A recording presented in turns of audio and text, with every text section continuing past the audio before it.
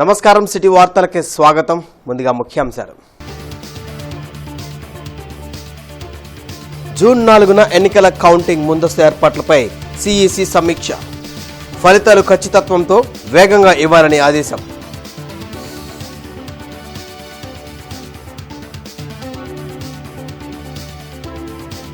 నాగార్జున యూనివర్సిటీలో స్ట్రాంగ్ రూమ్లను పరిశీలించిన రాష్ట్ర ఎన్నికల ప్రధానాధికారి ముఖేష్ కుమార్ మీనా. భద్రతా చర్యలపై ఆరా.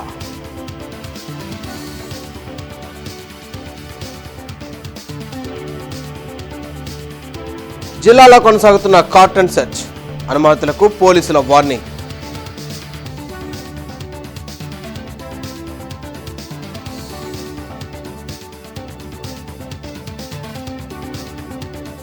జూన్ 1న సామాజిక పెన్షన్ పంపిణీపై సీఎస్ ఇంకా ఎందుకు ఆదేశాలు ఇవ్వలేదు ప్రశ్నించిన మాజీ మంత్రి దేవినేని.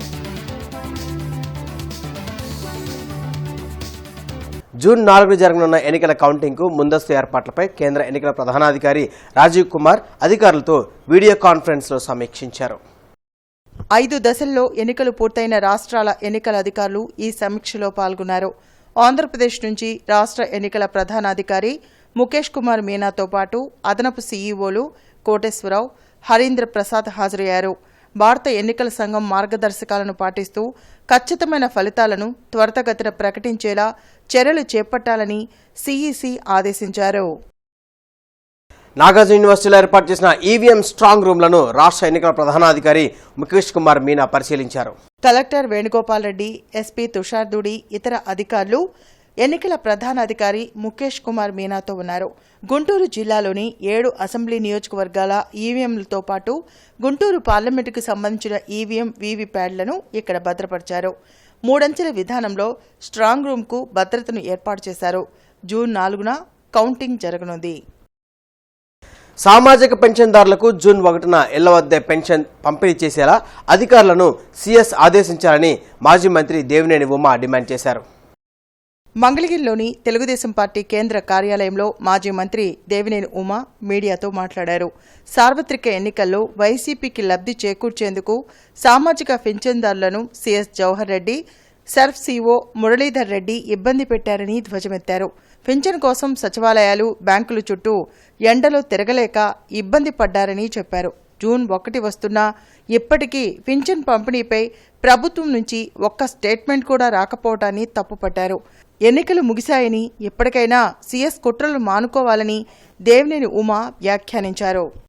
గత 2 నెలలుగా జగన్ నాటకంలో భాగంగా, జగన్మోహన్ రెడ్డి కుట్రలో భాగంగా చీఫ్ సెక్రటరీ జవహర్ రెడ్డి నడిపించిన యంత్రాంగంతో ఎంతోమంది వృద్ధులు, వితంతువులు, దివ్యాంగులు, పింఛన్దారులంతా కూడా నానా ఇబ్బందులు పడ్డారు.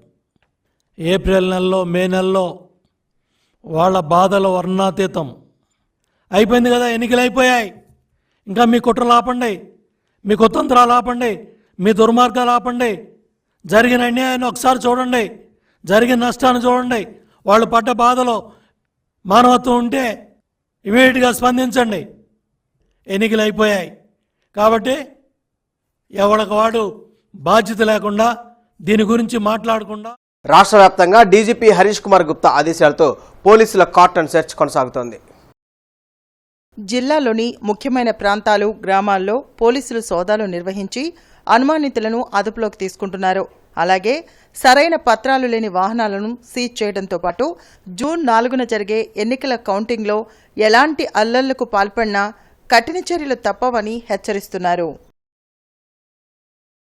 ఈ నెల 30న నాట్స్ ఆధ్వర్యంలో జరిగే జానపద సాంస్కృతిక సంబరాలను జయప్రదం చేయాలని MLC KS Lakshmanarao NATS president Nuthi Bapaiah Chowdary కోరారు. అరండల్పేటలోని ఓ హోటల్లో జానపద సాంస్కృతిక సంబరాలకు సంబంధించిన వాల్ పోస్టర్లను ఎమ్మెల్సీ లక్ష్మణరావు, బాపయ్య చౌదరి ఆవిష్కరించారు. వెంకటేశ్వర విజ్ఞాన మందిరంలో మే 30న సాయంత్రం 5 గంటలకు జరగనున్న కార్యక్రమంలో ఉత్తమ ఉపాధ్యాయులు, కవులు, కళాకారులకు సేవా పురస్కారాలను అందించనున్నట్లు చెప్పారు. తెలుగు రాష్ట్రాల్లో ఉన్న జానపద సాంస్కృతిక కళాకారులను ప్రోత్సహించేందుకు ఈ కార్యక్రమాన్ని నిర్వహిస్తున్నట్లు తెలిపారు.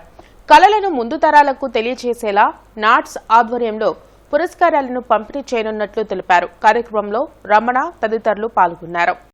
అలాగే పేదలకు సంబంధించి స్కిల్స్ అందించడానికి కుట్టు మిషన్లు ఇవ్వటం, కుట్టు మిషన్ నేర్పటం, కంప్యూటర్ నేర్పటం, ఇవన్నీ కూడా పెద్ద ఎత్తున కార్యక్రమాలు చేస్తున్నారు. ఈ కార్యక్రమాల్లో భాగంగా రేపు మనకు ఈరోజు ఈ ప్రెస్ కాన్ఫరెన్స్ ముఖ్య ఉద్దేశం అని గుంటూరులో 30వ తేదీన సాయంత్రం 5 గంటలకి విజ్ఞాన మందిరంలో జానపద కళా సంబరాలు నాట్స్ ఆధ్వర్యంలో, బాపయ్య చౌదరి గారి ఆధ్వర్యంలో నిర్వహించబోతాం. ఉపాధ్యాయుల్ని ఈ వేదిక ద్వారా మనం సత్కరించుకోవాలని మన గుంటూరు నగరంలో ముఖ్యంగా ఈ కార్యక్రమం యొక్క ముఖ్య ఉద్దేశం. సో మీరందరూ తప్పకుండా ఈ కార్యక్రమంలో పాలు పంచుకొని జయప్రదం చేయవలసిందిగా కోరుతున్నాము. దీనితో పాటుగా మనం అనేక కార్యక్రమాలని లక్ష్మణరావు గారు చెప్పినట్టుగా 2 తెలుగు రాష్ట్రాల్లో మనం అనేక సేవా కార్యక్రమాలని ముఖ్యంగా విద్య, యువతకి ప్రోత్సహిస్తూ, మహిళలను ప్రోత్సహిస్తూ, అలానే వైద్యం, మనకి వైద్యానికి సంబంధించి కూడా కంటి శిబిరాలు కావచ్చు, వైద్య శిబిరాలు కావచ్చు. రేపు మనకి రాయలసీమలో కర్నూలు నగరంలో మనము వైద్య శిబిరం ఏర్పాటు చేస్తున్నాము. దాంట్లో కూడా 1000 మంది పార్టిసిపేట్ చేస్తారు. ఇటీవల జరిగిన ఎన్నికల్లో కూటమి అభ్యర్థులు అత్యధిక మెజారిటీతో విజయం సాధించాలని కాంక్షిస్తూ టీడీపీ, జనసేన మహిళా నాయకులు ప్రత్యేక పూజలు నిర్వహించారు. పట్టభిపురం శివాలయంలో కూటమి మహిళా నాయకులు ప్రత్యేక పూజలు చేశారు. 4వ తేదీన జరిగే ఎన్నికల కౌంటింగ్లో రాష్ట్ర వ్యాప్తంగా టీడీపీ, జనసేన, బీజేపీ అభ్యర్థులు అత్యధిక మెజార్టీతో గెలవాలని కోరుకున్నట్లు తెలిపారు. రానున్న రోజుల్లో కూటమి సంకీర్ణ ప్రభుత్వాన్ని ఏర్పాటు చేస్తుందన్నారు. కూటమి ఏర్పాటు చేసిన ప్రభుత్వంలో రాష్ట్రం పూర్తి స్థాయిలో అభివృద్ధి చెందుతుందన్నారు.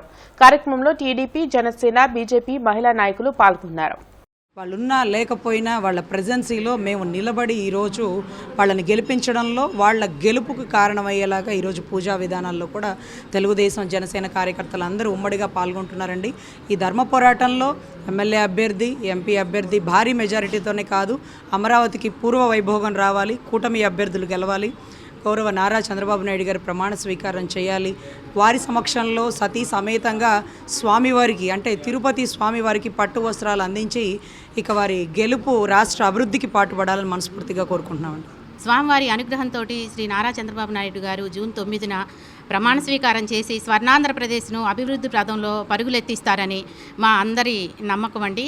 ఆ భగవంతుని ఆశీస్సులతో ధర్మమే గెలవాలి, ధర్మమే గెలుస్తుంది అని మేమందరం తెలుగు మహిళలందరం భారీ మెజారిటీ తోటి భారీ సంఖ్యలో తరలి వచ్చి పూజలు నిర్వహిస్తున్నామండి.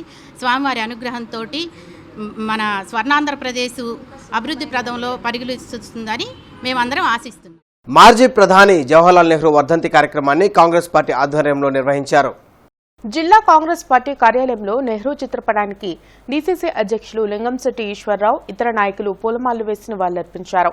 దేశానికి స్వాతంత్ర్యం తీసుకురావడమే కాకుండా ఆయనకు ఉన్న ఆస్తిని సైతం నెహ్రూ దేశానికి ఇచ్చారన్నారు. దేశాన్ని సమగ్రంగా అన్ని రంగాల్లో ముందుకు తీసుకొచ్చేలా ఆయన కృషి చేశారన్నారు. మోడీ పాలనలో దేశం పూర్తిగా సంక్షోభంలోకి నెట్టబడిందని, కాంగ్రెస్ పార్టీ పాలనలోనే దేశ అభివృద్ధి సాధ్యమవుతుందని చెప్పారు. దేశంలో కుల, మత తత్వాలను అరికట్టేందుకు కాంగ్రెస్ పార్టీని అధికారంలోకి తీసుకురావాలని కోరారు. ఒక పక్క మన దేశాభివృద్ధి సాధిస్తూ ప్రపంచ శాంతి కోసం ప్రపంచానికి ఆదర్శంగా నాయకత్వం వహించే దిశగా భారతదేశం పోతున్న విషయం మనం గమనంలో ఉంచుకోవాల్సిన అవసరం ఉంది. ఇవాళ కాంగ్రెస్ పార్టీకి అండగా ఉండాల్సిన అవసరం ఉంది. కాంగ్రెస్ పార్టీకి అండగా ఉంటే, కాంగ్రెస్ పార్టీ గెలిస్తే ప్రజలకు అండగా ఉంటుందని మనం చేసుకుంటూ, ఇవాళ దేశం ఆర్థిక సంక్షోభంలో ఇరుక్కుంది. మోడీ అనేవాడు మరి పరిపాలకుడు కాడు, ఏదో సాధువు సన్యాసులు కలిసి పోవాల్సిన వ్యక్తి. యాదృచ్ఛికంగా అతను ప్రైమ్ మినిస్టర్ కావడం జరిగిందే కానీ ఆర్థిక విధానాలు కానీ, దేశ ప్రజల సంక్షేమం కోసం కానీ, కామన్ మ్యాన్ కావాల్సిన మినిమం ప్రోగ్రాం కూడా ఇవ్వలేదు. పలు కేసుల్లో మధ్యంతర బెయిల్ ఇవ్వాలంటూ హైకోర్టును మాచర్ల ఎమ్మెల్యే పిన్నెల్లి రామకృష్ణారెడ్డి ఆశ్రయించారు. ఎన్నికల రోజు ఆ తర్వాత తనపై నమోదైన కేసులో బెయిల్ మంజూరు చేయాలని పిన్నెల్లి రామకృష్ణారెడ్డి అత్యవసర పిటిషన్ దాఖలు చేశారు. దీనిపై వాదనలు విన్న హైకోర్టు ధర్మాసనం తీర్పును రేపటికి రిజర్వ్ చేసింది. ఇప్పటికే ఈవీఎం ధ్వంసం కేసులో జూన్ 6 వరకు ముందస్తు బెయిల్ను పిన్నెల్లికి హైకోర్టు మంజూరు చేసింది. నా సెంటర్లోని ఆంజనేయ స్వామి దేవాలయంలో 37వ హనుమాన్ జయంత్యోత్సవాలు నేటి నుండి జూన్ 2 వరకు కొనసాగనున్నాయి. 5 రోజుల పాటు నిర్వహించే ప్రత్యేక పూజలకు సంబంధించిన పోస్టర్ను ఆలయ ఈవో శ్రీనివాసరావుతో పాటు కల్పతరువు హోమ్స్ అధినేత సుబ్బారావు, హనుమాన్ దీక్ష సమాజం సభ్యులు ఆవిష్కరించారు. ప్రతిరోజు జరిగే విశేష పూజల్లో భక్తులు విరివిగా పాల్గొనాలని కోరారు. జూన్ 1న హనుమత్ జయంతి సందర్భంగా సహస్ర ఘటాభిషేకం, సువచ్చల సమేత ఆంజనేయ స్వామి కళ్యాణం జరుగుతుందని వివరించారు. హనుమత్ జయంతి ఉత్సవములు పాంచాహ్నిక దీక్షతోటి 28వ తారీఖు నుండి 28/5/2024 నుండి 1/6/2024 వరకు జరుగుతాయి. వీటిలో భాగంగా 28వ తారీఖు అంకురారోపణతోటి ఈ కార్యక్రమాలు మొదలవుతాయి. 29వ తారీఖు లక్ష తులసి పూజ జరుగుతుంది. 30వ తారీఖు లక్ష మల్లెల పూజ జరుగుతుంది. 31వ తారీఖు మనకి తమలపాకు పూజ, లక్ష తమలపాకు పూజ జరుగుతుంది. 1వ తారీఖు ప్రధానంగా ఘటాభిషేకము స్వామివారికి జరుగుతుంది. 1వ తారీఖు ఉదయం ఘటాభిషేకము, ఆ రోజు సాయంత్రం సూచలాంజనేయ స్వామి కళ్యాణం కూడా ఈ దేవస్థానంలో హనుమాన్ దీక్షా సమాజ ఆధ్వర్యంలో నిర్వహించడం జరుగుతుంది. కాబట్టి ఈ కార్యక్రమాలన్నింటిలో కూడా భక్తులు విరివిగా పాల్గొని స్వామివారి కృపా కటాక్షాలను మొత్తం పొందవలసిన కోరుచున్నాము.